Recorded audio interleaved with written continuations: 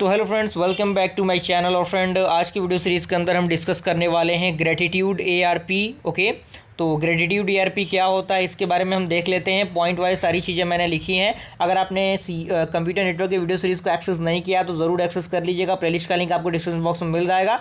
साथ ही साथ सब्सक्राइब भी कर दीजिएगा चैनल को, ताकि जो भी इन्फॉर्मेटिव वीडियो है उसको नोटिफिकेशन आपको मिलता रहे। पहला पॉइंट इसके अंदर कह रहा है कि gratuitous ARP is an ARP response that was not prompted by an ARP request. यानी जो क्या होता है एआरपी रिक्वेस्ट के द्वारा प्रोमिट नहीं होता, वो आपका ग्रेटिट्यूड एआरपी कहलाता है। एंड अगला पॉइंट कह रहा है कि the GARP is send as a broadcast and as a way for node to announce और update its IP to mapping to the entire network. And इसी के अंदर थर्ड पॉइंट कह रहा है कि no reply is expected for a GARP, यानी कोई भी रिप्लाई एक्सेप्टेड नहीं होता, एक्सपेक्ट नहीं होता इसके अंदर। एंड अगला पॉइंट कह रहा है कि let one computer in a network change its IP address for some technical requirement. यानी मान लीजिए कि कोई एक अनदर कंप्यूटर है, वो नेटवर्क चेंज करता है उसका IP एड्रेस से for the some technical requirement की वजह से, उस कंडीशन में यूज़ होता है। तो the change in IPv4 address must be informed to all other devices in the LAN because there may be MAC address to the incorrect previous IP4 and the addresses mapping inside the ARP table of the another devices.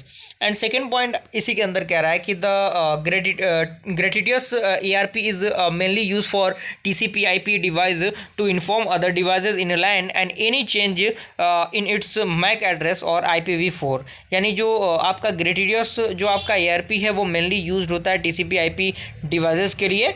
And अगला point इसी के अंदर कह रहा है कि जो GARP is often performed by a computer when it first booted up and when NICs is first powered on its well automatically out of its MAC address and so on। और भी कुछ चीज़ें इसके अंदर हैं जो आपको रिप्रेजेंटेड कह रहे हैं कि its allow any switches to know the location of the physical device and DHCP server to know where the send an IP address if needed and requested. तो इस तरीके से हमने क्या किया, कंप्यूटर नेटवर्क के सारे जो हमारे सेकेंड यूनिट तक के पोर्शंस हैं उनको अच्छी तरीके से हमने कंप्लीट कर लिया।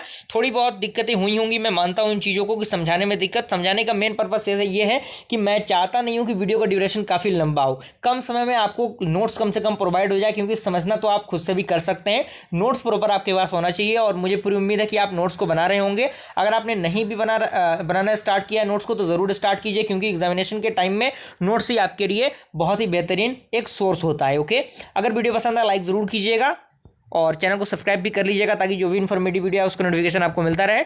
मिलता है ऐसे इंटरेस्टिंग वीडियो के साथ, तब तक के लिए थैंक यू।